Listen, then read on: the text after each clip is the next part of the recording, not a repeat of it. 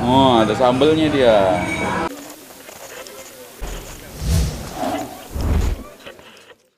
Alhamdulillah wassalatu wassalamu ala rasulillah. Ketemu lagi kita di Rendang. Rabu enaknya ngaji dengan MAM dan Ustadz Abu Saib Hafizahullah Ta'ala. Dan kita lagi jalan-jalan di tebing, di Bakso Sinabu. Jadi kita mau bahas lanjutan dari pembahasan kita sebelumnya tentang nama-nama dan sifat-sifat Allah Ta'ala yang indah lagi tinggi ya Ustadz. Dan hari ini, di episode kali ini kita mau ngebahas tentang yang nama yang juga kerap atau sering kita sebut ya Ustaz, Ar-Rabbu atau Rabbun. Ini sering kita ucapkan, tapi kita kan mungkin kebanyakan dari kita belum mengetahui ini Ustaz, apa maknanya dan gimana mengetahui tentang apa sebenarnya makna dan definisi dari Ar-Rabbu ini Ustaz. Silahkan Ustaz. Bismillahirrahmanirrahim. Assalamualaikum warahmatullahi wabarakatuh. Alhamdulillah. Alhamdulillahirabbil alamin. Wassalatu wassalamu ala nabiyil mursalin wa ala alihi wa sahbihi ajma'in, amma ba'd. Kaum muslimin rahimani wa rahimakumullah jami'an. Nah, di kesempatan kali ini kita bahas ya nama Allah Ta'ala yang kedua setelah sebelumnya kita tentang makna nama Allah. Sekarang kita makna Ar-Rabb. Karena seperti yang kita sampaikan di sebelumnya, asal dari atau usul dari nama-nama Allah Ta'ala ini ada tiga. Jadi lafaz Allah, Ar-Rabbu, dan satu lagi Ar-Rahman. Ar-Rabbu ini kalau kita terjemahkan memang maknanya cakupannya luas ya. Saya sendiri wallahualam belum mendapatkan dari bahasa Indonesia ini apa yang mewakili makna Ar-Rabbu. Karena terkandung di dalamnya bahkan mewakili nama-nama Allah Ta'ala yang lainnya. Jadi makna Ar-Rabb itu adalah Allah Ta'ala adalah Al-Khaliq, Allah Ta'ala yang menciptakan, Allah Ta'ala Al-Mudabbir, Allah Ta'ala juga yang mengatur segala sesuatu. Jadi Allah Ta'ala yang memberinya rizki, Allah Ta'ala yang mengatur, menetapkan. Nah, inilah semua makna Ar-Rabb. Makanya kalau di dalam bahasa Arab kata Rabb itu sendiri digunakan adalah sebagai seorang pemilik, sebagai seorang pengatur ya, sebagai seorang yang mengayomi. Itu terkandung semua di dalamnya. Makanya wallahualam saya sendiri belum dapatkan apa yang mewakili mana Ar-Rabb.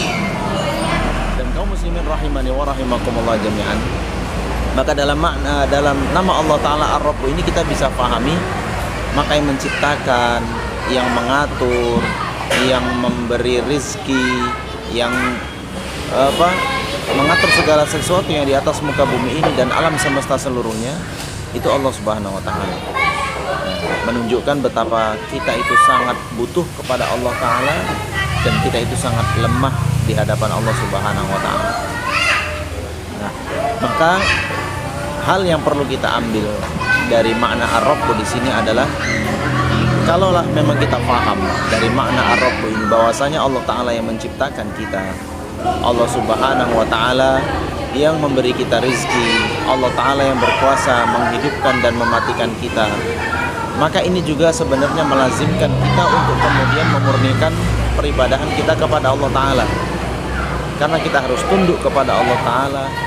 Allah Ta'ala yang memberikan kita semua ini, kehidupan ini, rezeki ini, kesempatan ini, semua Allah Ta'ala yang berikan. Maka kita tidak punya pilihan kecuali hanya kemudian mendekatkan diri kepada Allah Ta'ala dan kita menghambakan diri kepada Allah Ta'ala. Ini yang hilang dari orang-orang jahiliyah dahulu. Jadi mereka mengakui bahwasanya Allah Ta'ala adalah Rabb-nya. Mereka mengakui Allah Ta'ala yang menciptakan mereka, yang memberi rezeki mereka. Namun dalam peribadahan kemudian mereka memalingkannya untuk selain Allah Ta'ala. Tentu secara akal sehat sendiri pun ini adalah hal yang sangat tidak tepat. Bagaimana mungkin seorang hamba yang butuh kepada Allah Ta'ala, Allah Ta'ala yang ciptakan dia, mematikan dia, menghidupkan dia, dan segala kebutuhannya Allah Ta'ala yang berikan, lalu kemudian ia berikan peribadahannya kepada selain Allah Ta'ala. Secara akal sehat itu saja tidak bisa diterima. Maka kita sebagai seorang muslim yang paham akan hal itu, saat kita mengakui rububiyahnya Allah Ta'ala, kita mengakui bahwasanya Allah Ta'ala yang menguasai kita secara utuh, maka ini juga membuat kita untuk kemudian beribadah itu hanya kepada Allah Ta'ala dan menjauhi perbuatan syirik ya. Sebagaimana kita katakan, perbuatan syirik ini jika kita tidak bertaubat ya, sampai ajal menjelang, maka inilah yang akan membuat seorang hamba kekal di dalam nerakanya Allah Subhanahu wa taala. Nah, begitu ya kaum muslimin rahimani wa rahimakumullah jami'an, mana ar-rabbu yaitu Allah taala yang menciptakan, memberi rizki, menghidupkan, mematikan, menguasai.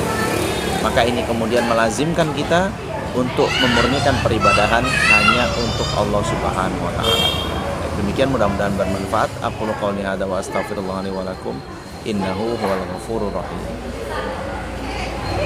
Masya Allah, Ustaz, jazakumullah khairan Ustaz atas faedahnya, dan mudah-mudahan bisa menjadi pemahaman kita amalkan dalam kehidupan kita sehari-hari.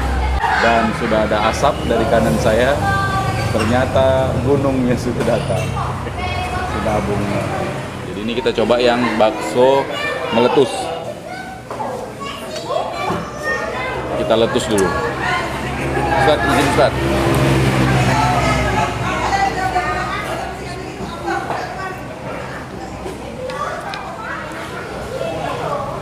Oh salah. Oh enggak, betul. Betul meletus. Oh, ada sambelnya dia.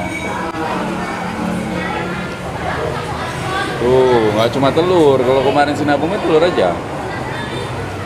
Ini anak berustadnya. Halo, kasih MP-nya. Ada Bang Tuno.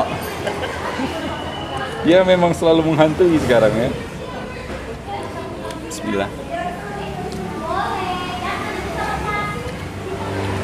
Memang selera orang-orang yang suka pedas nih. Insya Allah. Pas deh. Masya Allah, ini enak loh ya. Ini aja. Kalau anak pribadi agak jarang dapat kayak gini di Medan ini. Bahasa kita kemarin berhasil dia berinovasi di bakso ya Ustaz.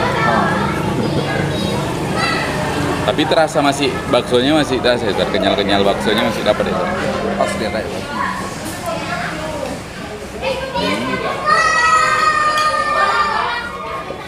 Jadi ini memang yang bakso meletusnya ada isi telur, terus ini ada tahu kopong gitu, kentang, dan ini meletusnya itu sambelnya ini, sambal pedasnya, dan ini kuahnya terpisah. Ada sawinya udah habis. Dan harganya masih terjangkau 20 ribuan. Ini yang bakso meletusnya 25 ribu. Udah, kita mau ngabis ini dulu, kita pamit. Subhanakallahumma wa bihamdika asyhadu an la ilaha illa anta astaghfiruka wa atubu ilaik. Assalamualaikum warahmatullahi wabarakatuh.